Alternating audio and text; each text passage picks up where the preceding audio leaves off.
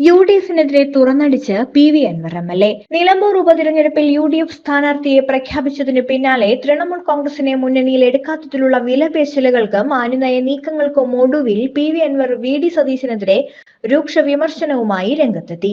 ഇന്നലെ തന്നെ വസ്ത്രാക്ഷേപം നടത്തി തെരുവിലേക്ക് ദയാവധത്തിന് വിട്ടുകൊടുത്തുവെന്നും മുഖത്ത് ചെളി വാരി എറിഞ്ഞുവെന്നും പി.വി. അൻവർ വാർത്താസമ്മേളനത്തിൽ തുറന്നടിച്ചു.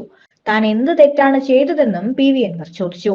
തൃണമൂൽ കോൺഗ്രസിനെ യു.ഡി.എഫിൽ എടുക്കാത്തതിലുള്ള അതൃപ്തിയിലാണ് പി.വി. അൻവറിന്റെ തുറന്നുപറച്ചിൽ. അൻവർ നിലപാട് പറയട്ടെ എന്നായിരുന്നു വി.ഡി. സതീശൻ ഇന്നലെ പറഞ്ഞത്. വി.ഡി. സതീശനെതിരെയാണ് വാർത്താ സമ്മേളനത്തിൽ പേര് പറയാതെ പി.വി. അൻവർ വിമർശനം ഉന്നയിച്ചത്. കെ സുധാകരനും കെ മുരളീധരനും ചെന്നിത്തലയും കുഞ്ഞാലിക്കുട്ടിയും അടക്കമുള്ള നേതാക്കൾ താനുമായി സംസാരിച്ചിട്ടുണ്ടെന്നും അൻവർ പറഞ്ഞു. യു.ഡി.എഫിൽ എടുക്കുന്ന കാര്യത്തിൽ വിട്ടുവീഴ്ചയില്ല എന്നും അവസാന വഴി എന്ന നിലയിൽ കോൺഗ്രസ് ഹൈക്കമാൻഡിനെ സമീപിക്കുമെന്നും നിലപാട് പറയുമെന്നും പി.വി. അൻവർ വ്യക്തമാക്കി.